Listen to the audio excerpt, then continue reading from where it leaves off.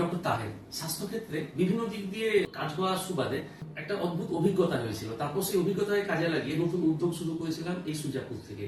তাই এই নির্বাচনী পরিবেশে সুজাপুরের যেসব এমএলএ ক্যান্ডিডেট আছে তাদের সঙ্গে কথা বলার জন্যই আজকের এই উদ্যোগ। আজকে আমাদের সঙ্গে আছেন বহুদিনের সমাজসেবী, নিজে ব্যবসা করে এই এলাকার ভূমিপুত্র নিজেকে প্রতিষ্ঠিত করেছেন প্রথমে, তারপর এখন আপনাদের এলাকা থেকেই কংগ্রেসের হয়ে এবছরের বিধানসভার ক্যান্ডিডেট আমাদের আব্দুল হান্নান সাহেব।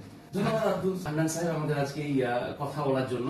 তো যেহেতু আমার টোটাল এরিয়া স্বাস্থ্য ক্ষেত্র, তো আমি স্বাস্থ্য নিয়ে আর এম্পাওয়ারমেন্ট নিয়ে কিছুটা কথা বলবো। প্রথমেই আপনি দীর্ঘদিন ধরে এলাকাতে জেলা পরিষদের সদস্য ছিলেন, এলাকার কাজ আপনি ভালোভাবেই দেখেছেন।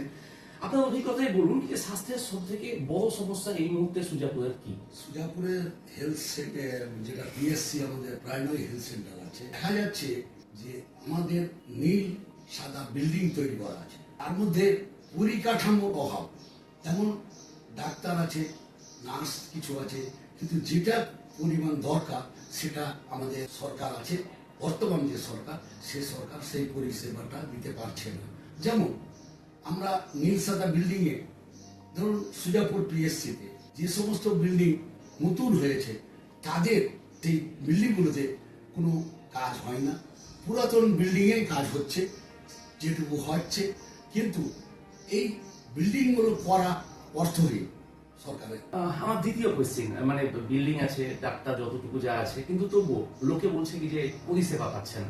আপনি মানে এলাকার প্রতিনিধি হয়ে যখন আসবেন, এই প্রবলেমটাকে আপনি কি করে ঠিক করবেন? আমার প্রথম কাজ হবে যে হসপিটালের যে সমস্ত কাজ আছে, যেমন ম্যানেজমেন্ট, যেমন দেখাশোনা, সেটা হচ্ছে সবচেয়ে বড় জিনিস।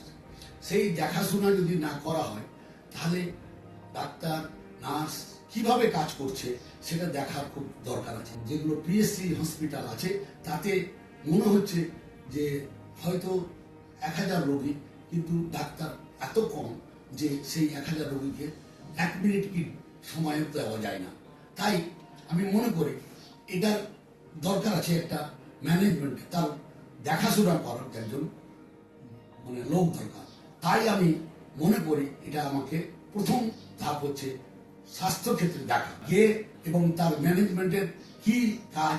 হঠাৎ করে আমি চলে গেলাম, গিয়ে দেখলাম ম্যানেজমেন্ট কি করছে, কেন এরা বিভিন্নভাবে দেখতে পাচ্ছি যে বিভিন্ন বিক্ষিপ্ত হলে কাজ করছে, এবং রোগীর পরিষেবা দিচ্ছে কিনা সেগুলো আমাকে দেখার ব্যাপার আছে। তাহলে আমরা এটা বুঝতে পারলাম, প্রথমেই আপনি হয়তো দায়িত্ব ভাগ করে দেবেন এলাকায় যে কোন পার্টটাকে দেখবে, তারপর সেটা আপনি নিজে বা আমাদের স্বাস্থ্য দপ্তরকে আপনি বলবেন সেই ব্যাপারগুলোকে মনিটর করার জন্য, যাতে মনিটরিংটা ঠিকঠাক ভাবে হয়। কারণ মনিটরিং ঠিক না হলে তো কোনো সিস্টেমকে সেরকম ভাবে চালানো যাবে না। ধন্যবাদ। তারপর আমার 3 নম্বর প্রশ্ন, আপনি তো নিজে ব্যবসা করে এলাকা থেকে উঠেছেন, আপনি আপনার মতো হিসেব ম্যানেজমেন্ট আমি হার্ডলি আর কোনো পলিটিশিয়ান আপনার সারাউন্ডে বুঝবে।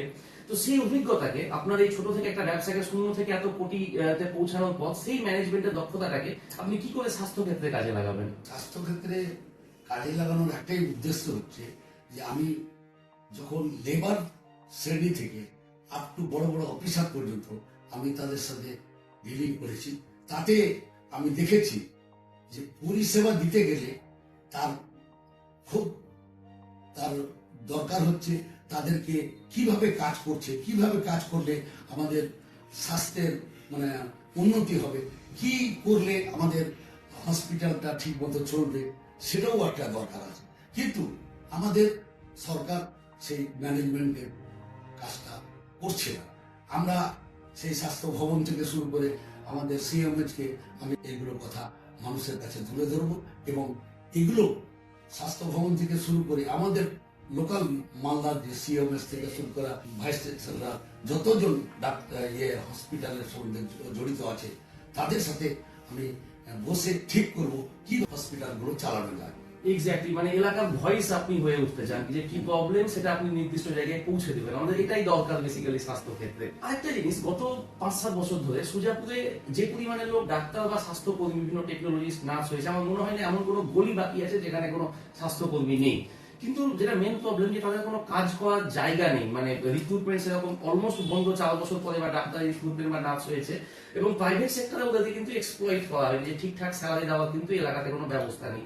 এই প্রবলেমটাকে আপনি কি করে অ্যাড্রেস করতে চাই? এই প্রবলেমটা খুব দুরূহ প্রবলেম, কারণ আমাদের এখানে কালিয়াচকের ক্ষেত্রে বলি, প্রচুর ডাক্তার হয়, তাদেরকে এঙ্গেজমেন্ট করার সরকারের দরকার ছিল, সেটা এঙ্গেজমেন্ট হচ্ছে না। এই যে অবস্থায় আগে থেকে ছিল সেই অবস্থায় পড়ে আছে, তার কোনো পরিবর্তন দেখতে পাচ্ছি না। এবং বিশেষ করে যেগুলো গ্রাম্য হেলথ সেন্টারগুলো, গ্রাম্য যে হেলথ সেন্টারগুলো আছে, কমিউনিটি হলগুলো আছে, টোটালটাই তালা বন্ধ। নীল সাদা বিল্ডিংটা আছে, কিন্তু সেখানে কোনো পরিষেবা হয়নি। মানে আপনি বলতে চাইছেন যে আমাদের সরকারি রিক্রুটমেন্ট তো একটা বাড়াবেন, আর তার সঙ্গে যেহেতু প্রাইভেট সেক্টর এটাও কিন্তু একটা বহু পপুলেশনকে সার্ভিস দেয়।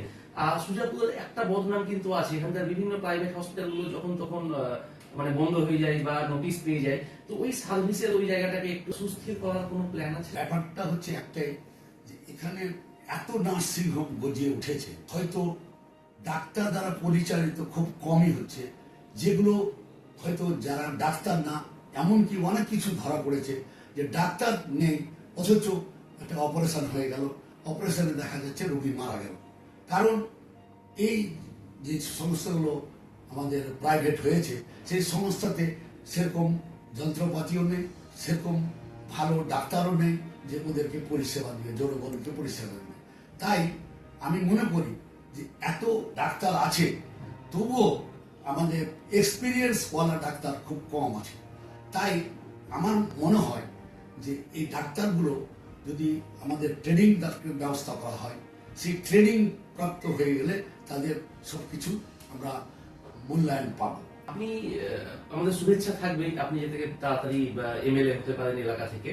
এমএলএ হয়ে গেলে আপনি প্রথম তিনটে কি কাজ করবেন এলাকার স্বাস্থ্যের জন্য? স্বাস্থ্যের জন্য যে সমস্ত মানে আমাদের কমিউনিটি হল বা কমিউনিটি সেন্টারগুলো যেগুলো আছে গ্রামে, সেগুলোতে আমাদের একজন করে ডাক্তার দেওয়া, তার সাথে নার্স ফার্স দেওয়া, যেন হঠাৎ করে গ্রাম্য এলাকাতে একটা রোগী হঠাৎ কিছু হলো, তার প্রাথমিক পরিষেবাটা যেন পায় ওখানে, এবং তারপরে হয়তো অন্য জায়গায় যে যাবে, প্রাথমিক হসপিটালে যাবে বা আরো সুপার স্পেশালিটি হসপিটালে যাবে।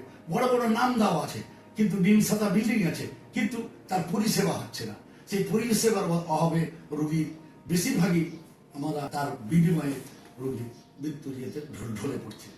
তো তাহলে এই কনভারসেশন থেকে মোটামুটি আমরা তিনটে ফাইনালাইজ করতে পারি যে আপনি হাসপাতালের পরিষেবাকে উন্নত করার দিকে নজর দেবেন, এমার্জেন্সি সার্ভিস যে যেখানে গেলে অন্তত এমার্জেন্সি সার্ভিসটা হবে সেটা এনসিও করবেন, আর 3 নম্বর হেলথ কেয়ার রিক্রুটমেন্টে তাহলে আপনি অ্যাক্টিভলি বিধানসভায় কথাগুলো তুলবেন। আচ্ছা, ধন্যবাদ হান্নান সাহেব আমাদের এতগুলো সময় দেওয়ার জন্য এই ব্যস্ত মুহূর্তে। ডেফিনেটলি আমরা এই নিয়ে আরো ভবিষ্যতে কথা বলবো। শুভেচ্ছা আপনাকে আগামী এই বিধানসভাতে, যাতে আপনি এলাকার প্রতিনিধিত্ব করতে পারেন বিধানসভায় গিয়ে। অনেক ধন্যবাদ।